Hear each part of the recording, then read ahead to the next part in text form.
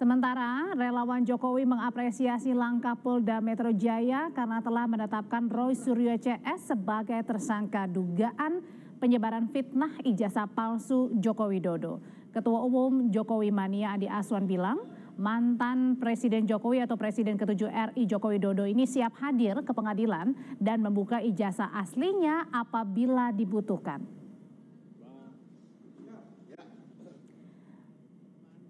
Usai ditetapkan sebagai tersangka dugaan penyebaran fitnah dan memanipulasi digital atau manipulasi digital atas dokumen ijazah Jokowi, Roy Suryo CS belum ditahan. Meski begitu, salah satu tersangka yakni Rismon Sianipar bilang pihaknya akan mengajukan pra-peradilan. Sudah hadir bersama saya di studio Kompas TV ada Ketua Umum Jokowi Mania Andi Aswan. Selamat sore Bang Andi. Sore Audrey. Dan ada juga nanti akan segera bergabung ada Roy Suryo yang kini sudah ditetapkan sebagai tersangka dan juga sudah hadir melalui sambungan Zoom. Ada Guru Besar Fakultas Hukum Unsur Profesor Hipnu Nugroho. Prof. Hipnu, selamat sore. Selamat sore Mbak, selamat sore Mas Adi.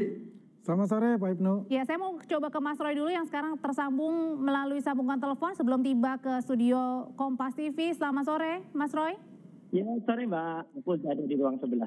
Mas Roy, saya mau tahu dulu nih, apa tanggapan pertama Anda sebagai penuding ijazah palsu Jokowi yang akhirnya setelah gelar perkara menetapkan Anda dan kawan-kawan sebagai tersangka?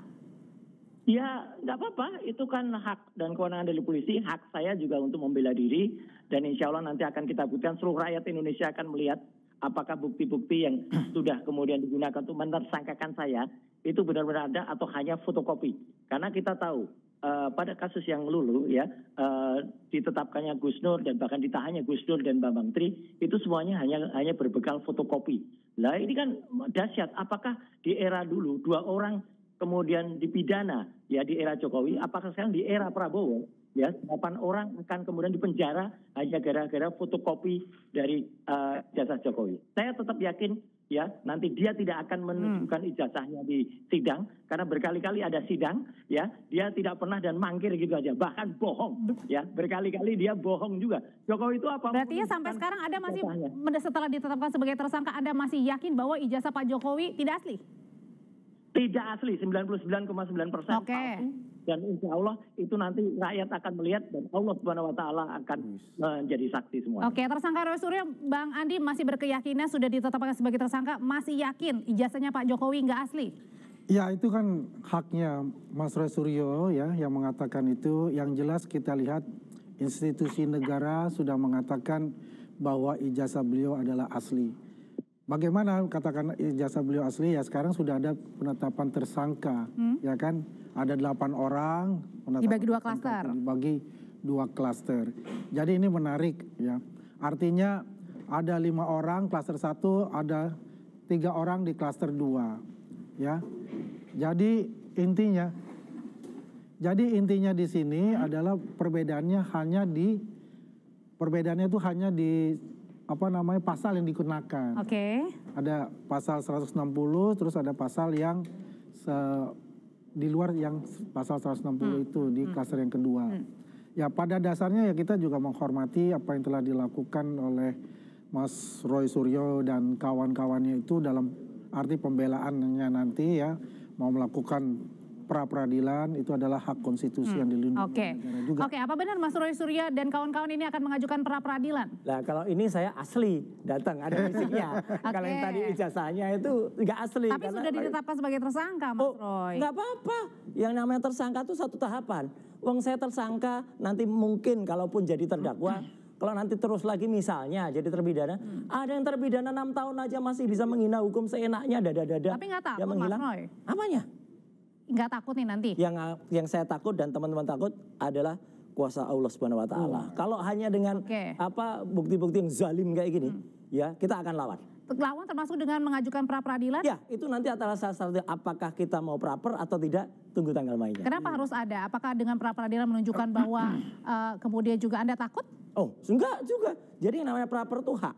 Apakah nanti praper, apakah nanti misalnya ada upaya lain, misalnya ada. Terus kemudian nanti tiba-tiba ternyata ditemukan kebohongan yang dilakukan oleh UGM misalnya. Ya, misalnya KKN-nya itu ternyata bukan Jokowi yang ada di desa KKN. Saya sudah menemukan siapa itu orang kehutanan yang ada di KKN. Ya, nah itu nanti akan kita bongkar semua. Rakyat akan menjadi saksi, Pak Andre dan juga Bang Asad.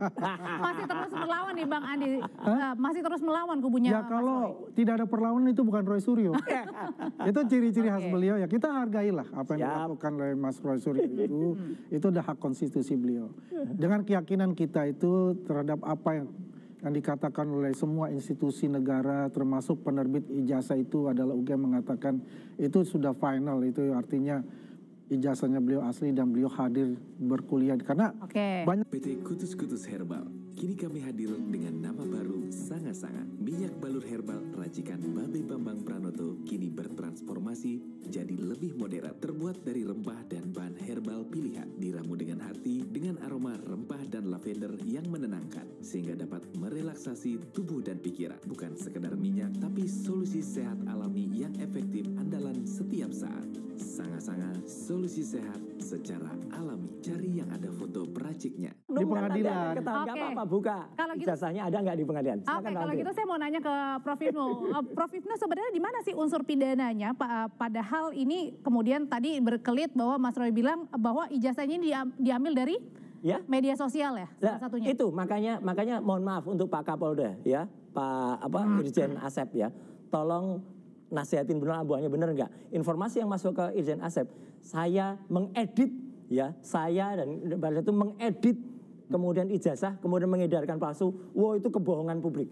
Tidak ada yang namanya kami mengedit sama sekali. Jadi ini jangan menimbulkan kesalahan dan karena gara-gara diedit itu katanya itu yang menjadi alasan unsur untuk menjadikan tersangka. Salah besar Bapak. Jangan mau ditipu anak buah Bapak. Kalau gitu menurut Prof. Hipnu sendiri di mana unsur pidananya sehingga membuktikan bahwa Roy Suryo CS ini masuk dalam unsur pidana termasuk juga dengan pengenaan pasal Undang-Undang ITE dalam kasus ijazah palsu Pak Jokowi ini tudingan? Ya, gini Mbak. Ini yang menarik. Jadi pertama kan 310, 311 dalam KUHP. 310 itu sebagai pencemaran nama baik. Pencemaran nama baik itu bersifat subjektif terhadap pengadu, yaitu Pak Jokowi, terhadap ucapan-ucapan, tindakan-tindakan yang merasa diri Pak Jokowi menjadi tercemar. Itu yang potensi kayaknya agak sulit untuk terbantahkan. Yang agak menarik adalah yang 311. 311 ini adalah sebagai fitnah, tuduhan bahwa apa yang dilakukan itu adalah fitnah palsu. Nah, oleh karena itu sebagai cara yang terbaik 311 ini tidak hanya pencemaran tapi juga bagaimana membuktikan kepalsuan tadi. Walaupun di sini besok itu bukan tentang delik pemalsuan, tapi karena 311 itu adalah sebagai fitnah yang terkait dengan dugaan tindak pidana pemalsuan, itu harus dibuktikan. Oleh karena itu mau tidak mau yang menarik besok dalam suatu peradilan ini, mau tidak mau dalam 311 ini selain pencemaran baik adalah tentang pembuktian kepalsuan tentang ijazah dugaan tadi.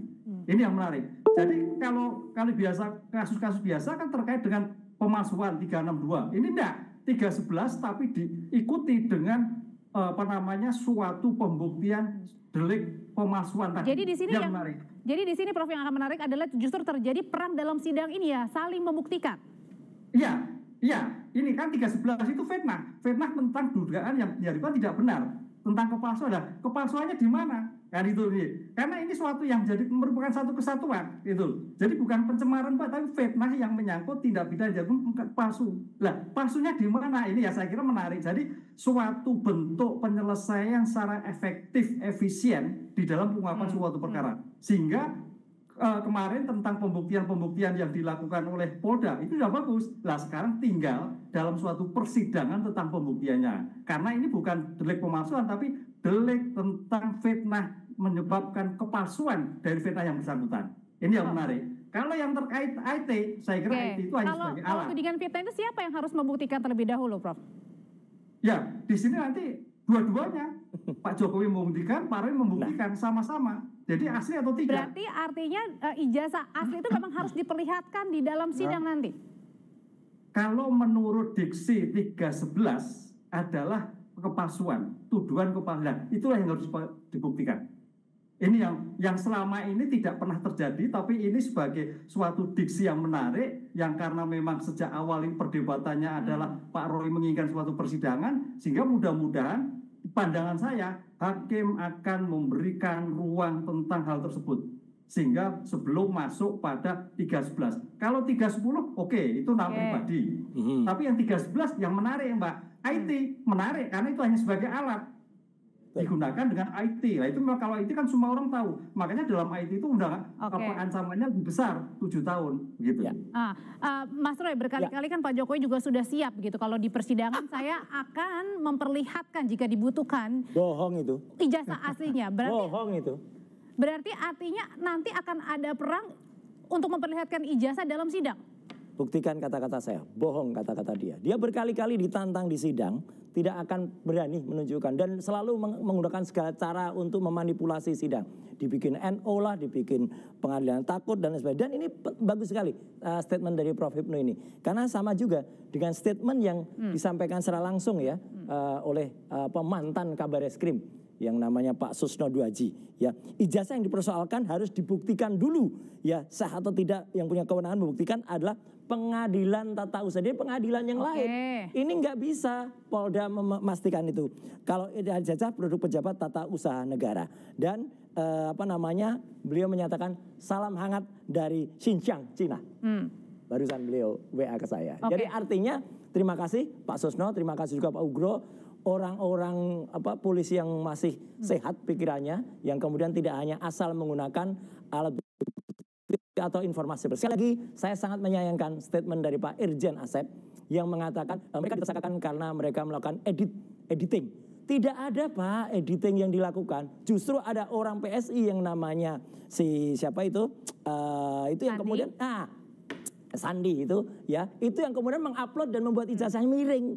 Begitu saya miring, itu beda. Itulah yang bisa kena pasal 32 atau 35. Jadi maksudnya Anda adalah penetapan Anda sebagai tersangka ini tidak tepat pasalnya? Sangat tidak tepat dan itu harus batal gugur demi hukum. Dan itulah nanti ada langkah upaya apa yang akan dilakukan.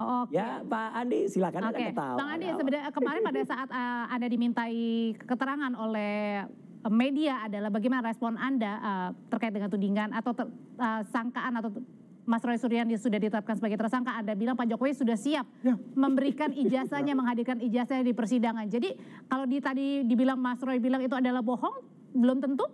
Jadi Audrey, pokoknya apa yang dikatakan oleh Roy Suryo dan kawan-kawan itu hak dia untuk defend. Dia mau plot twistnya kan paling jago plot twist ini, ya kan? Apakah dia punya komunikasi dengan Pak Jokowi kan enggak? Yang komunikasi kan adalah saya. Pak Jokowi mengatakan saya siap apabila diminta oleh pengadilan untuk membuka semua, saya akan buka di depan pengadilan. Dari jasa SD, SMP, SMA sampai S1. Itu jelas itu. Mengatakan saya. Di mana? Di Solo mengatakan. Ya. Jadi itulah. Ya, kalau Roy Suryo mengatakan bohong-bohong, ya memang ini metomania namanya. Tak kasih tahu, termasuk yang bohong. Kemarin ada relawan-relawan Jokowi datang ketemu dengan Pak Jokowi. Katanya yang si Judiari itu, ya itu kan mengatakan, saya udah lihat ijazahnya, asli. Freddy Damanik mengatakan, benar nggak lihat ijazahnya? Oh ijazahnya masih disita polisi. Ya kami lihat scan-nya. Itu kan bohong. Nah kemarin kan Freddy juga pada saat ketemu di Solo, Pak Jokowi sendiri sudah. Nggak, itu bohong. Freddy mengatakan sendiri dalam Kompas TV kemarin sore, ya Zoom waktu itu, dia mengatakan enggak kok itu hanya scan.